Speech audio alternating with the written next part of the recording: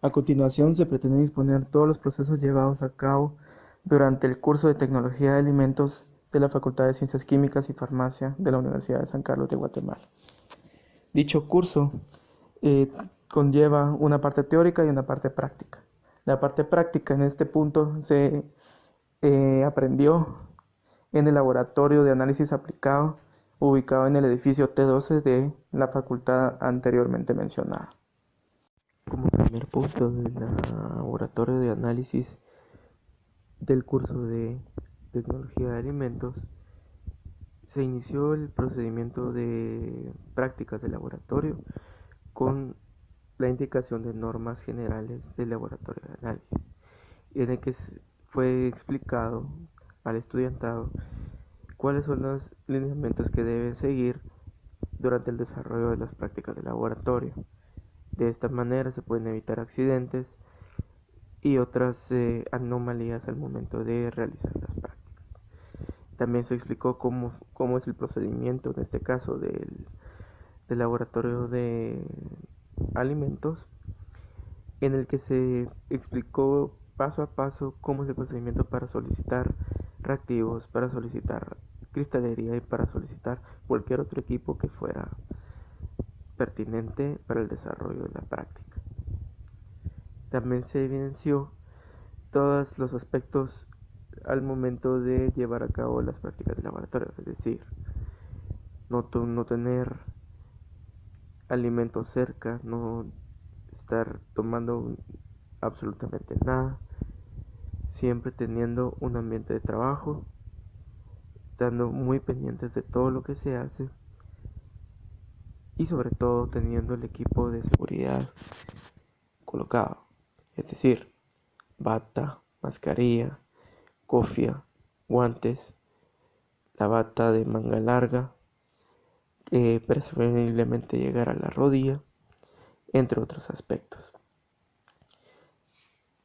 Por último, también se explicó la puntualidad al momento de ingresar y al momento de salir del laboratorio. Todos estos aspectos, una vez explicados, explicaron los profesores del laboratorio que iban a ser tomados en cuenta para la calificación del mismo. Para iniciar las prácticas de laboratorio se comenzó con el muestreo y preparación de la muestra. En este caso, mediante una exposición, utilizando un material didáctico, en este caso un cartel, se explicó cada uno de los métodos que se van a llevar a cabo para el laboratorio de análisis aplicado del curso de tecnología de alimentos. Los temas a tocar fueron el muestreo y preparación de la muestra, la humedad, los métodos por secado, los métodos de destilación, métodos químicos, en este caso diferentes pruebas químicas que se involucran cambios de color, métodos instrumentales, en este caso el uso de equipo especializado que va a requerir de entrenamiento y experiencia del analista para interpretar los resultados que así se muestren. También cómo se lleva a cabo el proceso de el control de calidad de cenizas y material mineral presente en los alimentos. También se explicó el procedimiento para el nitrógeno y matrógena cruda mediante el procedimiento de Kendall. Asimismo se explicó una determinación de proteínas, de grasas, con todos los procesos involucrados. Métodos de extracción directa de los lípidos con disolventes, métodos de extracción por solubilización, métodos volumétricos, fibras crudas y dietética. Todas estas son pruebas que se realizan para determinar fibra presente en los alimentos, así como una prueba microanalítica para la pureza de los productos alimenticios. Finalmente, se explicó cada uno de estas metodologías lo más detallado posible y así es como se dio por finalizada la práctica número 1 del curso de Tecnología de Alimentos. En este curso, en esta parte del curso, solo fue puramente teórica, es decir, no hubo ninguna experimentación. Ese es el único comentario que se tiene respecto a este trabajo. La práctica número 2 consistió en la elaboración de productos crudos a partir de una fórmula previamente elaborada. Esta parte de la práctica tuvo el objetivo de que el estudiante aprendiera a elaborar chorizos y manejar los puntos críticos de control en la elaboración de un producto alimenticio. En esta parte se puede observar que cada uno de los estudiantes se lavaron previamente antes de utilizar todos los materiales que iba a manipular, es decir, los utensilios de cocina, las materias primas como tal. Materias primas nos referimos a la carne a utilizar, los preservantes, los saborizantes, colorantes y aplicar, etc. También se lavaron todos los utensilios de cocina a utilizar, es decir, trastes, bols, entre otros equipos de cocina. También se lavó cada uno de los materiales y equipos a utilizar, cuchillos, tenedores,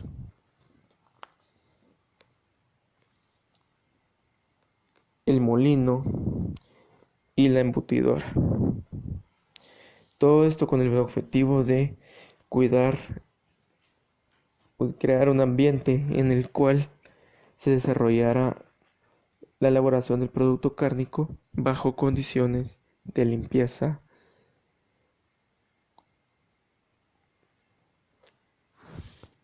Algo muy importante en la práctica número 2 es que aquí se tomaran en cuenta cada uno de los puntos críticos al momento de elaborar los chorizos. Es decir, se analizaron cada uno de los pasos y se identificaron aquellos puntos en los cuales podrían existir peligros o riesgos químicos, biológicos o incluso físicos. Cada uno de ellos analizados conforme se iba elaborando los chorizos. Por ejemplo, un peligro físico en este caso sería el riesgo que conlleva el utilizar un molino, por ejemplo, para elaborar la carne molida. También otro punto crítico sería, en este caso, la utilización de los cuchillos, ya que puede que el operario, al momento de elaborar el producto, puede que se pueda cortar. Riesgos biológicos, como por ejemplo la contaminación que podría darse al momento de preparar los chorizos, ya que esta práctica se realizó bajo condiciones no controladas, es decir, no se controló la temperatura, mucho menos la humedad, y únicamente se llevó a cabo la práctica de esta manera, conllevando entonces a un punto crítico, en este caso, en el que no se controló la temperatura. Riesgo que podría derivar en un riesgo biológico, es decir, contaminación microbiológica. De acuerdo a todo lo anterior, así se resume la práctica número 2. La práctica número 3 consistió en un conteo aeróbico en placa, con el objetivo de evaluar la contaminación microbiológica del alimento preparado en la semana anterior, es decir, en la práctica número 2.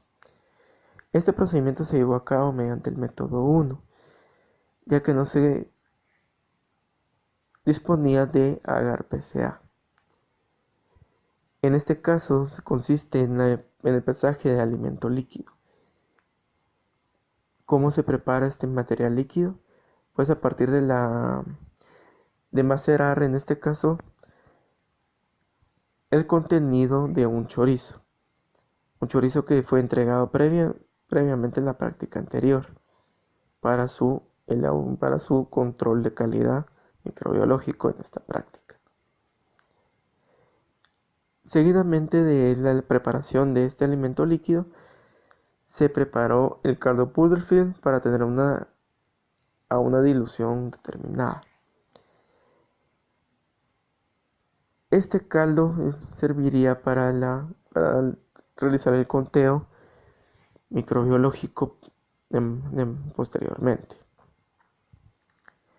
En este caso se interpreta el número de bacterias viables y se calcula después el número de unidades formadoras de colonias por mililitro.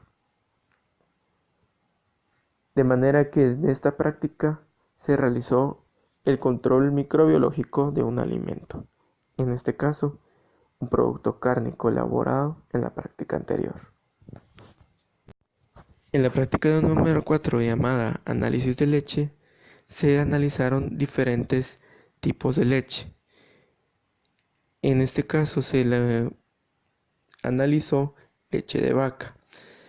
Esta leche de vaca estaba en diferentes presentaciones: leche lactosada, leche descremada, leche entera y leche preparada en una granja. Todo esto con el propósito de evaluar la calidad de estos productos.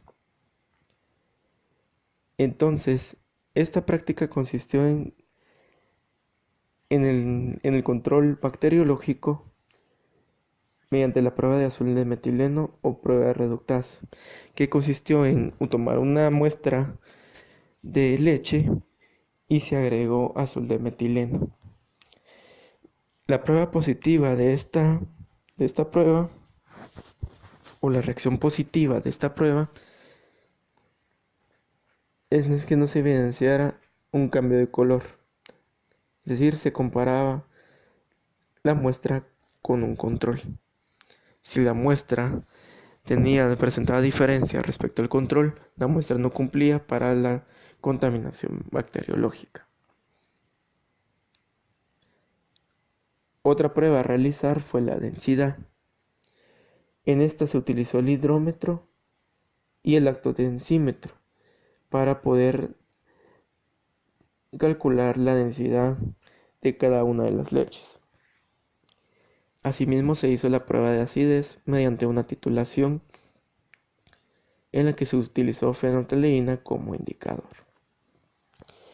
Aquí se evaluaba el grado de acidez que contenía la muestra de leche que fuese analizada y se reportaba como porcentaje peso-volumen de ácido láctico.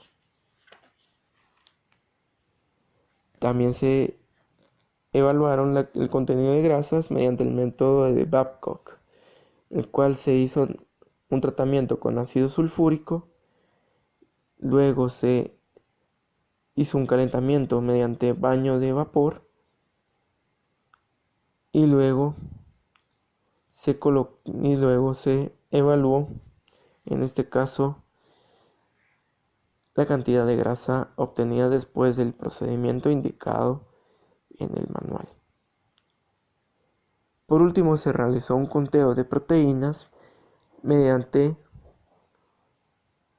el agregado de formaldehído a la leche previamente neutralizada.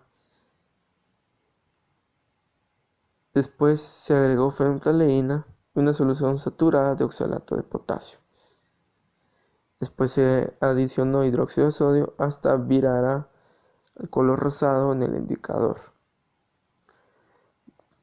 Después se agregó formalina y se dejó reposar. Luego de esto se tituló nuevamente con hidróxido de sodio a la concentración indicada, para luego llegar otra vez al color rosa. Después se preparó un blanco de la misma manera que se trató la leche. Entonces, en este punto se comparó la concentración de proteínas obtenidas al momento de realizar esta titulación. Entonces, En la práctica número 4 se realizó un análisis de leche, en el que se realizaron diferentes pruebas. Todas fueron entre pruebas físicas y entre pruebas químicas. Y se reportaron los resultados en el correspondiente informe. La práctica número 5 consistió en la extracción y análisis de aceites y grasas comestibles. En este caso se utilizó pepitoria como materia prima para realizar la práctica. La práctica consistió en dos partes. Una, se realizó la extracción del aceite mediante expresión, utilizando un equipo especializado para realizar la expresión. Por otro lado, también se utilizó el equipo de Goldfish para realizar la extracción de aceites y poder comparar entre un equipo y otro. Este proceso fue llevado a cabo en el cuarto de balances, ya que en este espacio físico se podría utilizar el equipo y también está ubicado el equipo para realizar la expresión. Esto fue realizado en la semana previa.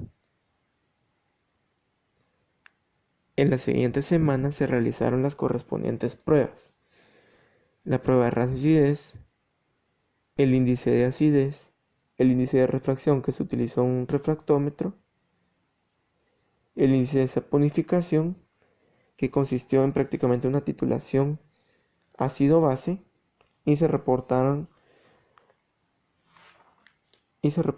el índice de saponificación posteriormente. También se hizo la prueba del índice de yodo para determinar el grado de insaturación que contenía el aceite preparado. También se realizó una prueba en frío para verificar su viabilidad en frío. Es decir, si la muestra se mantenía homogénea, límpida y transparente, quiere decir de que el aceite es útil para la elaboración de productos lácteos o bien para la fabricación de aderezos. Entonces, en esta práctica se llevó a cabo el control de calidad de un aceite extraído a partir de semillas de pepitoria. Todo esto se llevó a cabo en 2 semanas. En una parte de la práctica se hizo la expresión y se hizo la extracción mediante Goldfish, y en la siguiente semana se elaboraron los controles de calidad pertinentes y que fueron descritos anteriormente. También se evaluaron las propiedades como el punto de humeo, que quiere decir la temperatura a la cual se puede utilizar el aceite para freír, es decir, la temperatura a la cual el aceite estará o será estable para poderse utilizar en cocina. También se evaluó el olor, el color y la densidad mediante el uso de un pigmanómetro. En la práctica número 6 consistió en la identificación y cuantificación de colorantes artificiales en refrescos en polvo. Como el nombre lo indica, de la práctica se utilizó un refresco en polvo como materia prima para realizar el análisis. Esta práctica también consistió en 2 semanas, una en la cual se realizaron todos los controles organolépticos y después se realizó el aislamiento de colorantes mediante un tratamiento con ácido acético, utilizando trozos de lana desengrasada. También se utilizó hidróxido de amonio para hacer la correspondiente extracción del resto de colorantes, o bien, si se sospechaba de colorantes azules, se trataba la muestra con carbonato de sodio al 15% en lugar del amoníaco. Después de un calentamiento se exprimía la lana sobre la solución resultante y esta solución se trasvasaba a un balón aforado de 10 mililitros y se aforaba con agua destilada. Toda esta solución se va a utilizar para la identificación y la cuantificación. Por último, para la identificación de colorantes, se utilizó un método de cromatografía, en el cual mediante la solución preparada anteriormente, se colocó en una placa de sílica gel previamente activada y se introdujo la cromatoplaca en una cámara cromatográfica saturada con fase móvil, que consistió en hidróxido de amonio, 1-pentanol y etanol 95. Todo esto en proporción 1:1:1. Y se dejó correr hasta alcanzar 8 centímetros aproximadamente del frente del solvente. Se retiraba la placa de la cámara, se secaba a temperatura ambiente y se comparaba entonces los valores de RF de las manchas obtenidas en las muestras y de los estándares. Para la cuantificación de colorantes, se preparaban estándares de cada colorante que se indicara en las etiquetas de los refrescos en polvo. Mediante una espectrofotometría UV visible, se cuantificó la concentración de colorantes en cada una de las muestras. En este punto se utilizó un programa para calcular la concentración de colorantes en la muestra obtenida. Esto consistió en la resolución de un sistema de 3 variables en el que finalmente se obtendría una ecuación que permitiera calcular la concentración de colorantes en la muestra. Una vez obtenida la concentración del colorante en la muestra, se comparaba con datos teóricos y con datos permitidos en entidades regulatorias en el mundo. De esta manera se da por terminada la práctica número 6. Por último, la práctica número 7 consistió en la cuantificación de cafeína por HPLC. En este punto los materiales a utilizar fueron una Coca-Cola y Red Bull. Algo muy importante en el desarrollo de esta práctica, un punto crítico de la realización de dicha práctica, es la filtración y desclasificación de las muestras, ya que de esto va a depender que no se obtengan resultados erróneos, no dañar el equipo y sobre todo obtener los resultados que se esperan. Entonces, dicho esto, se prepararon las muestras y los estándares siguiendo estos pasos críticos. Entonces se lavó la cristalería necesaria para la preparación tanto de la fase móvil como la de las muestras. Entonces, aquí se desarmaba una unidad filtradora para poder realizar, en este caso, la filtración tanto de las muestras como de los estándares, porque de esto va a depender de que no entre ninguna partícula extraña o bien cualquier otro agente que podría dañar el equipo o dar resultados erróneos al momento de hacer la lectura en el equipo.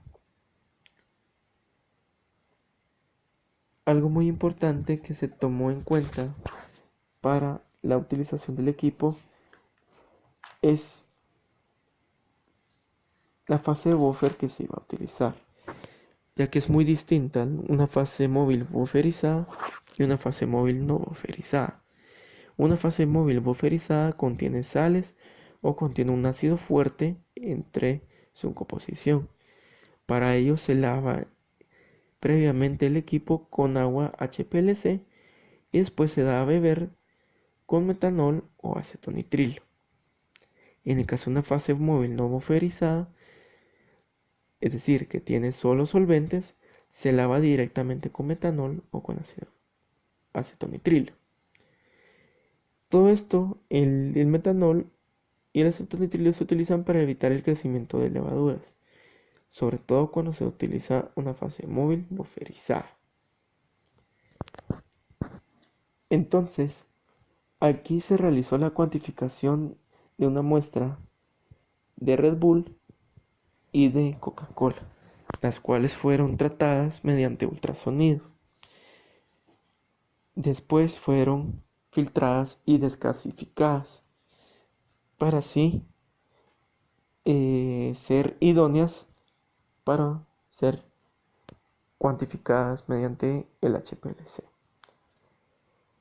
En este punto, el HPLC se preparaba de acuerdo a lo que se explicó anteriormente, es decir, los lavados ya sea con metanol o con acetonitrilo.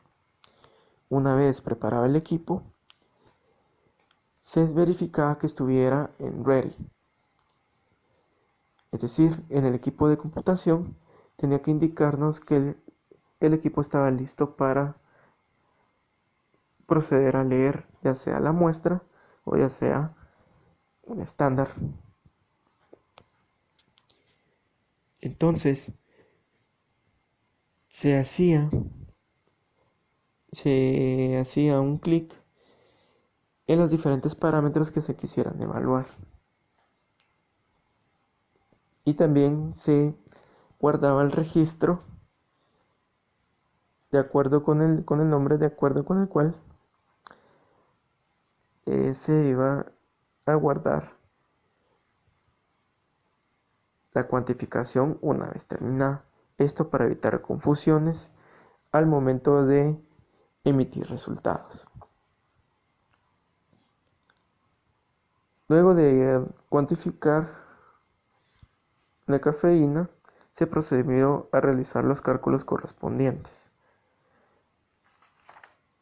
Todo esto mediante una curva de concentración versus área, en el cual se utilizaron las áreas y la concentración, en este caso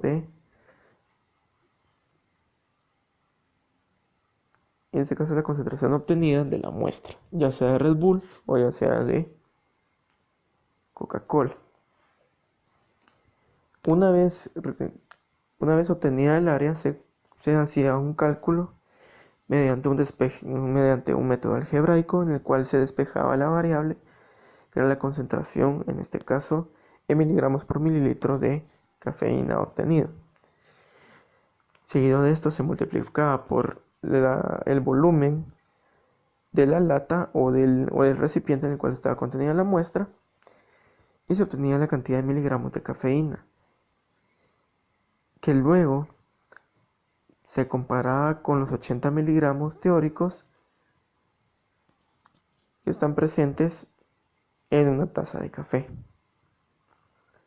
Después de esto se comparó la cantidad de tazas que representaba tanto el Red Bull como la Coca-Cola. Todo esto para evaluar el grado de riesgos que puede conllevar el consumir estos productos.